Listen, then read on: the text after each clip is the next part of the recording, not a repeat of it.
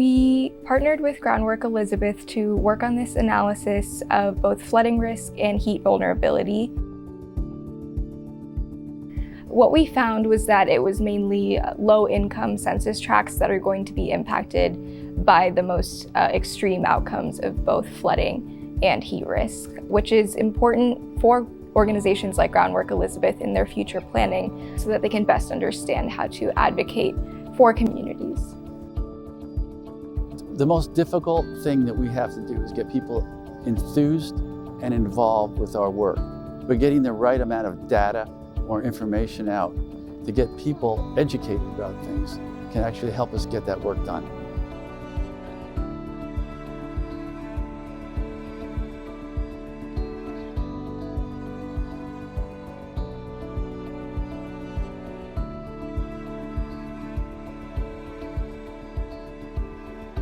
I conducted this analysis using the NJ-Adapt tools. One of the mapping layers that we used was the total water levels tool. This allows us to look at the impacts of flooding from both sea level rise and flood risk.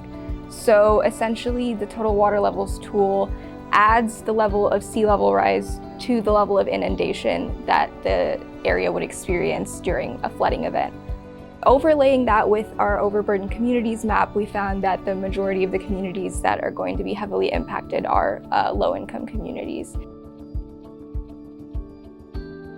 In order to better assess extreme heat, we mapped both the ratio of tree cover to impervious surface in Elizabeth, impervious surface being things like asphalt and concrete, which tend to absorb solar radiation, which increases exposure to extreme heat, which is definitely a concern as extreme heat days are expected to increase in the future due to climate change. We also mapped heat vulnerability index, which essentially creates a scale from 1 to 5, in which 5 indicates the highest vulnerability, relating to both temperature and level of exposure, as well as the ability to adapt to that exposure.